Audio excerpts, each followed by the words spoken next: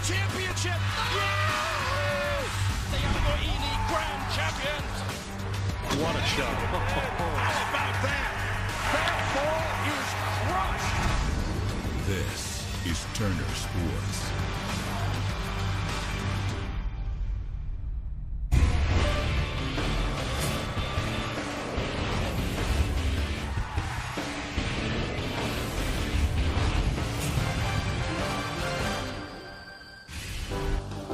With the All-Star break behind us, back to work in the NBA. Knicks and Cavs called by Kevin Harlan, Reggie Miller, and Kristen Ledlow. And then the Clippers and the Warriors with Marv Albert, Chris Webber, and Roz Goldenwood. Here in Atlanta, Studio J, TNT NBA Tip-Off is presented by Auto Trader Ernie Johnson, Shaq, Charles.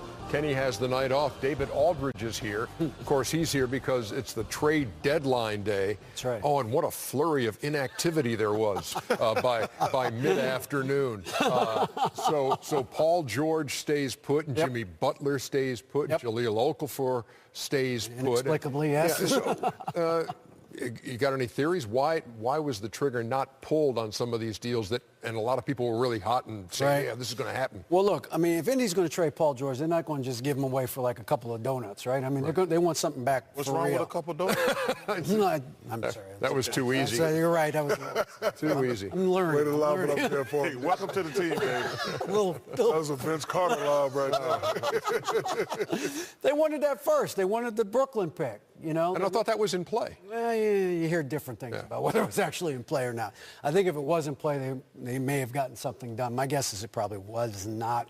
Everything I've been told is that Boston wants to be in this draft. They like this draft. They think they got a chance to get a transcendent player, a superstar level player in this draft. And with $30 million in cap room, they can add another superstar in free agency. So rather than get the one, they think they have a chance to get two. Did Chicago come close to Jimmy Butler moving? I don't think so, but it's odd to me because I heard they got a great offer from Atlanta, as well. But a lot of teams went in and tried to get him. I was a little surprised because they went ahead and traded Gibson and McDermott, which is basically a lot of their team that they have.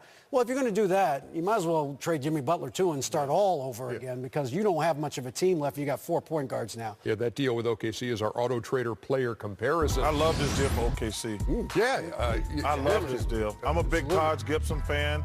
I think McDermott is going to fit great with Westbrook, but like I've been saying for years, Taj Gibson to me, that's a great pickup. They didn't really give up anything to get him. So I love this deal for OKC. I agree. We got the word the other day, too, as you look at Taj Gibson. It was late at night in New Orleans when the word of the deal came through that DeMarcus Cousins was moving from Sacramento to New Orleans, and he will make his debut tonight against the Houston Rockets. Shaq, obviously you got a rooting interest in that Sacramento situation. Why did this happen?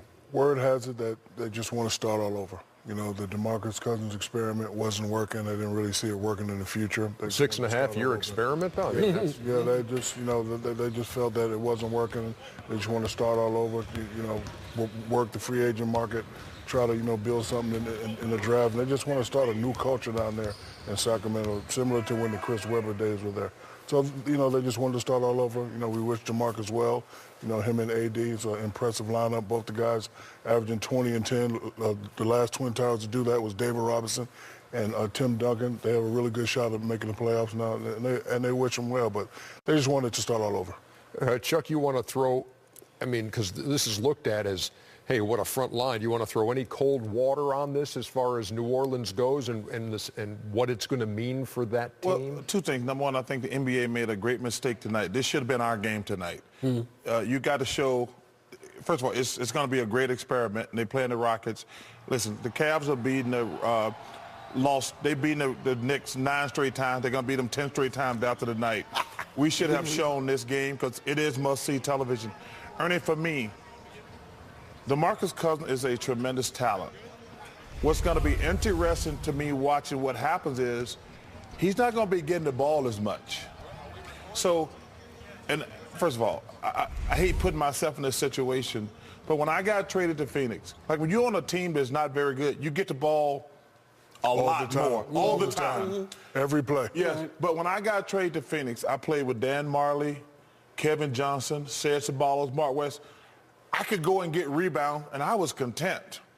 What's going to be very interesting for me for DeMarcus Cousins is he's not going to get 10 to 15 more touches, less touches than he was getting in Sacramento. What is he going to bring to the table? Is he going to concentrate on defense? Is he going to rebound the ball? Because when you play with Anthony Davis, he needs the ball too. When you play with a Drew Holiday, he needs the ball too. That's what's going to be fascinating. Nobody has ever questioned DeMarcus Cousins' talent. They question his mentality and his work ethic. And you know what? I'm looking forward to watching this. Are they a playoff team now? They're 11 right now. Are they a playoff team? You know, Chuck makes some very interesting points. I think they are a playoff team, but it'll probably take some time. You know, both guys like having the ball. They need the ball. And, again, the last time this worked was with David Robinson and Tim Duncan, and they're a different type of cats. They're very passive, very selfish. And, you know, David, when, you know, Tim got drafted, told him right away, it's your team. You go to work, I'll be the rebound. So, you know, one of those guys is going to have to step back, and I'm anxious to see which guy is going to step back. Hold on. Yep. And I'll ask you this. Ask me away. Who has to step back? DeMarcus. I think DeMarcus has to step back. And I think, look, this is a great chance for DeMarcus Cousins. And there, in the history of this league, there's all kinds of examples of guys who got a reset.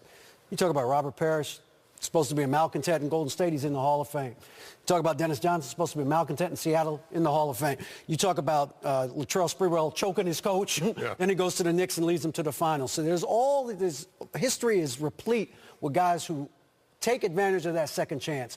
DeMarcus needs to take advantage of this second chance. He's playing with the best, not only the best player he's ever played with, the best point guard he's ever played with in Drew Holiday. He's got a chance to make this good. Ditching the number 15 he wore in Sacramento, he's going to wear his number 0 as a member of the New Orleans Pelicans.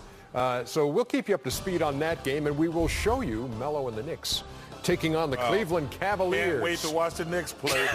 LeBron. TV.